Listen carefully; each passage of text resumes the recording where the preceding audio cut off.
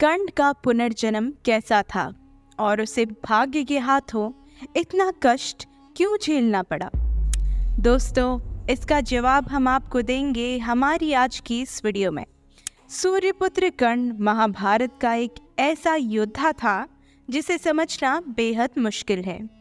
जहाँ एक ओर कर्ण महादानी कहलाता था, वहीं दूसरी ओर कर्ण ने महाभारत के युद्ध में न सिर्फ बुराई का साथ दिया बल्कि द्रौपदी को नगरवधु भी कहा। और जितना दुर्योधन महाभारत का युद्ध करना चाहता था, उससे कई ज़्यादा अधिक कर्ण भी इस युद्ध को करना चाहता था। और जब भी कोई दुर्योधन को मना करे कि महाभारत का युद्ध ना करे, तब कर्ण ही ऐसा योद्धा था जो बार बार दुर्योधन को इस युद्ध को करने के लिए प्रोत्साहित करता था। लेकिन देवपुत्र होने के बावजूद कर्ण में इतनी बुराई कैसे थी, और महान दानी होने के बावजूद उसकी इतनी दर्दनाक मृत्यु क्यों हुई?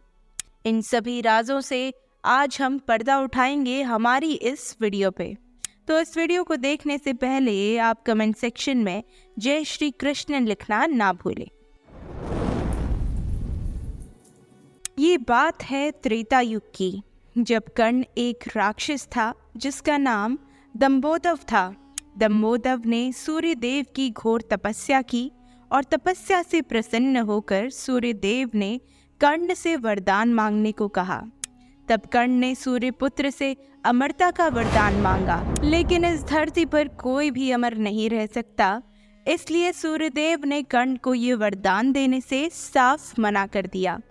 तब कर्ण ने सूर्यदेव से वरदान में 1000 दिव्य कवच और कुंडल मांगे, जिन्हें केवल वो ही तोड़ सकते हैं जिन्होंने 1000 साल तपस्या की हो, और कवच तोड़ते ही वह व्यक्ति भी मर जाएगा। इसलिए उस कवच का नाम सहस्त्र कवच पड़ गया।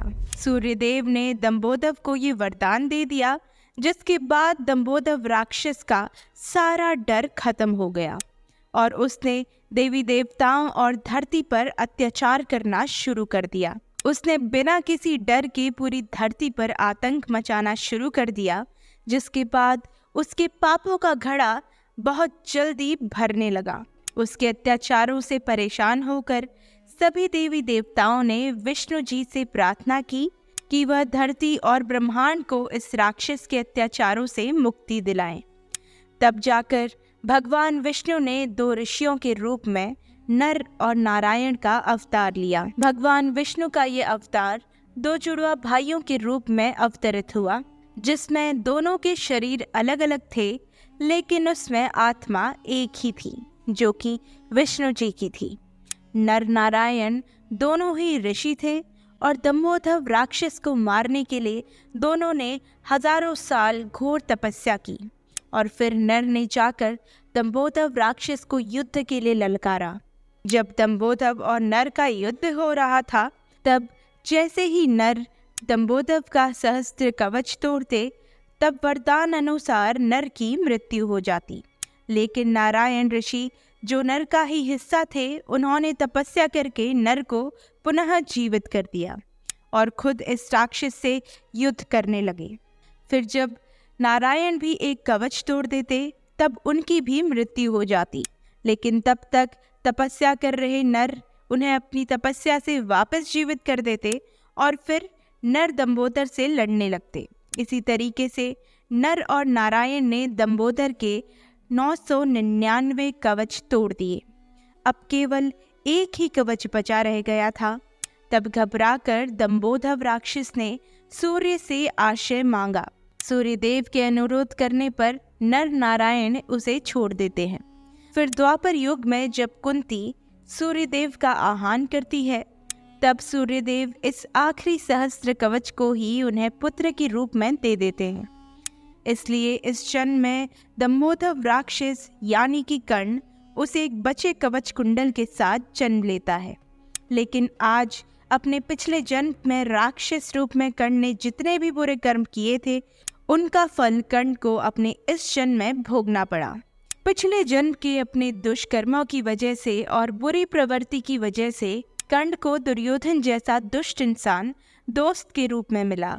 भले ही कर्ण भी पांडवों का ही भाई था, उसके बावजूद उसने हमेशा अधर्म का ही साथ दिया। लेकिन बुरे कर्मों का फल आपको भुगतना ही पड़ता है। फिर उससे बचने के लिए भले ही आप कितने भी जन्म ले लें। इसलिए दंभोदर राक्षस के कर्मों का पूरा फल देने के लिए नारायण ऋषि ने द्वापर युग में श्री कृष्ण के रूप में अवतार लिया और नर ऋषि ने अर्जुन के रूप में अवतार लिया। और द्वापर युग में अपने अवतार लेने के पीछे जो उनकी योजना थी, उसे पूरा करने के साथ ही कर्ण का ये आखिरी कवच और जीवन भी खत्म कर दिया।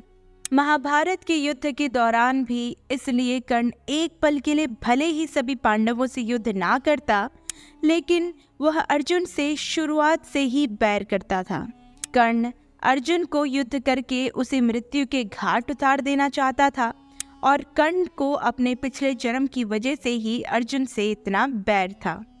आखिर में कर्ण जीवन के कष्टों को भोग कर मुक्त हुआ और अंत में पुनः सूर्यलोक में प्रवेश कर गया। दोस्तों, कर्ण की जीवन की एक गाथा सुनकर हमें ये सीख मिलती है कि भले ही आप कितने भी बुरे कर्म करें, कितने भी पाप करें, आपको उनका फल एक ना एक दिन तो ज़रूर भुगतना पड़ता है। आप अपने कर्मों के फल से कहीं भाग नहीं सकते। अगर आप अच्छे हो और अच्छे कर्म करते हो, तब भले ही आपको उसका फल थोड़ा लेट मिले, पर मिलता ज़रूर है। वहीं अगर आप बुरे कर्म करोगे, तब भी आपको कभी ना कभी उसका फल ज़रूर भोगना पड़ेगा। इसलिए हमेशा धर्म की राह पर चलना चाहिए और अच्छे कर्म करने चाहिए। तो दोस्तों, आज की हमारी इस वीडियो में इतना ही। बने रहें हमारे साथ हमारे चैनल द भक्ति पर। धन्यवाद।